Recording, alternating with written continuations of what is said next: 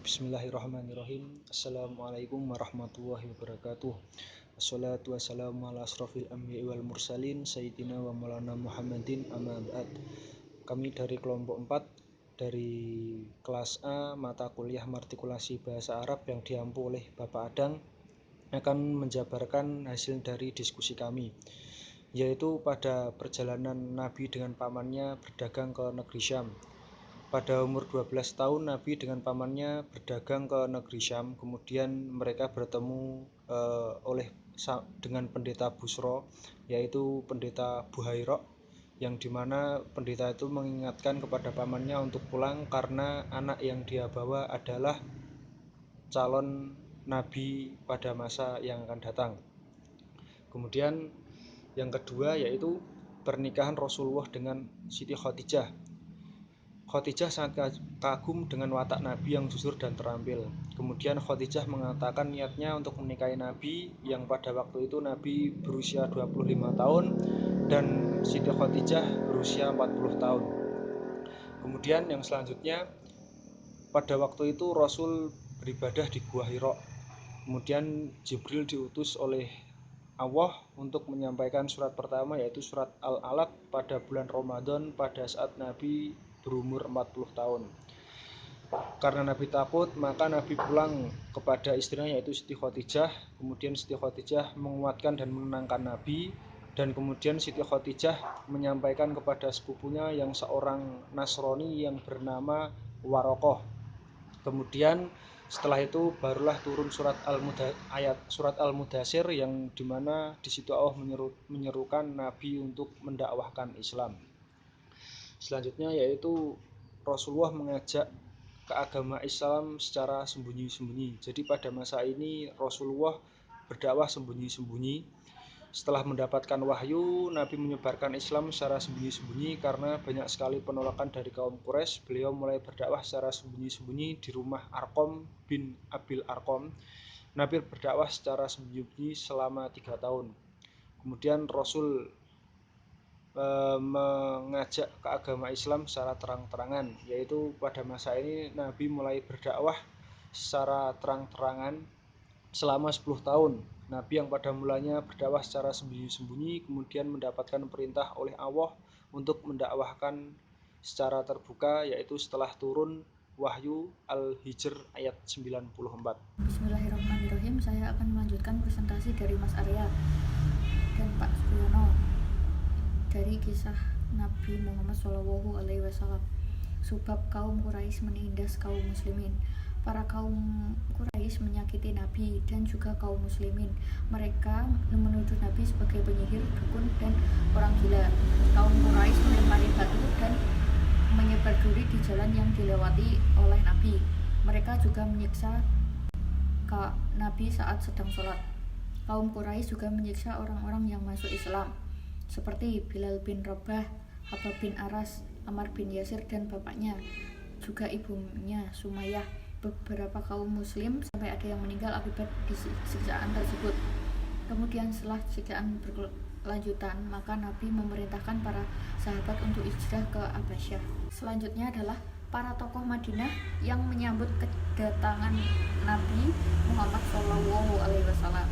Musim haji dan pasar-pasar Arab merupakan kesempatan berharga bagi Rasul SAW karena akan bertemu banyak orang, termasuk mereka yang pemangku kepentingan.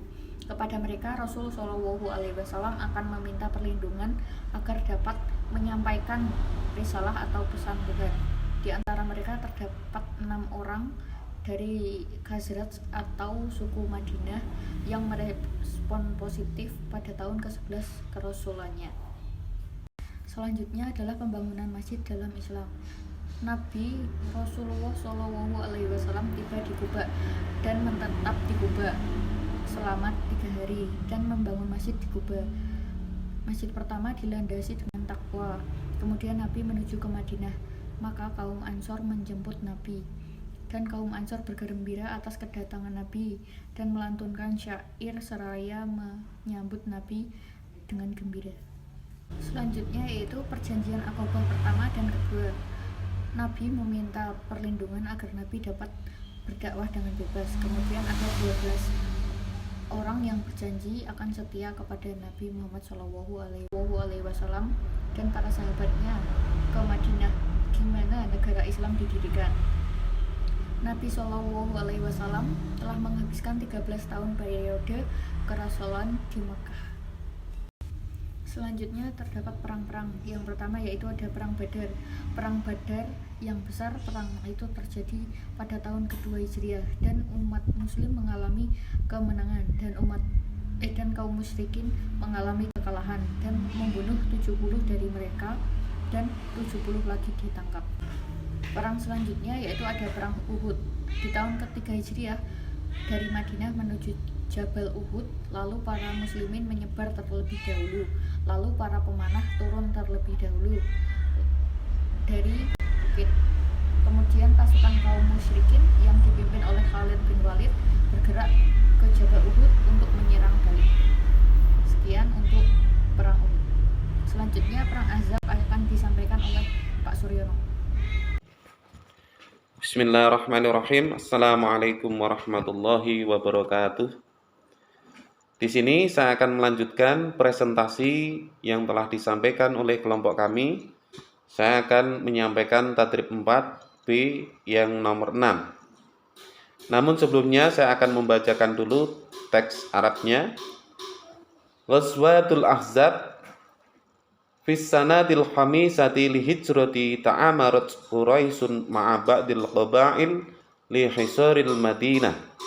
Fahafarul muslimuna khandaq li himayatil madinati minal ahzabil ladina tahalafa ma'hum yahudul madinah Banu Quraidah. Saya akan menyampaikan tentang perang Ahzab yang terjadi pada tahun 5 Hijriah, di mana kaum Quraisy bersama beberapa suku bersekongkol untuk mengepung Madinah.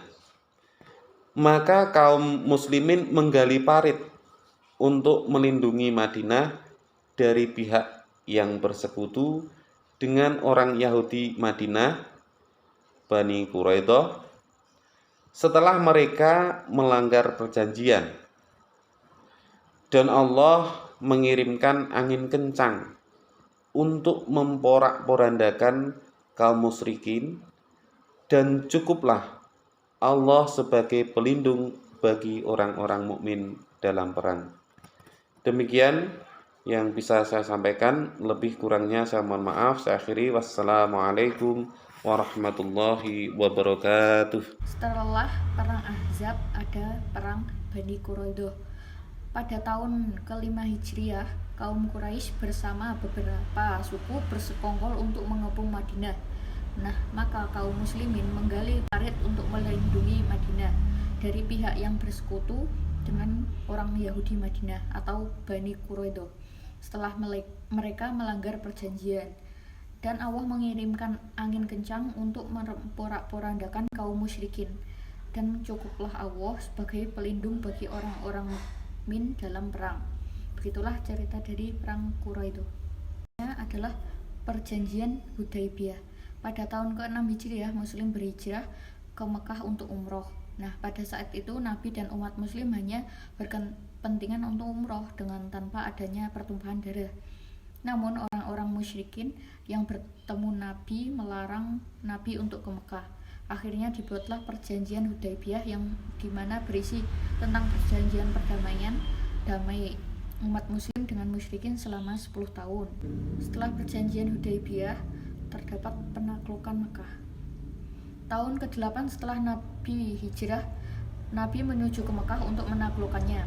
Setelah kaum musyrikin melanggar perjanjian, Rasul menghancurkan berhala-berhala, menghilangkan simbol-simbol kemusyrikan. Setelah penaklukan itu, dimulailah peradaban Islam di seluruh jazirah Arab, dan berdatangan orang-orang Arab ke Madinah untuk menyatakan keislamannya.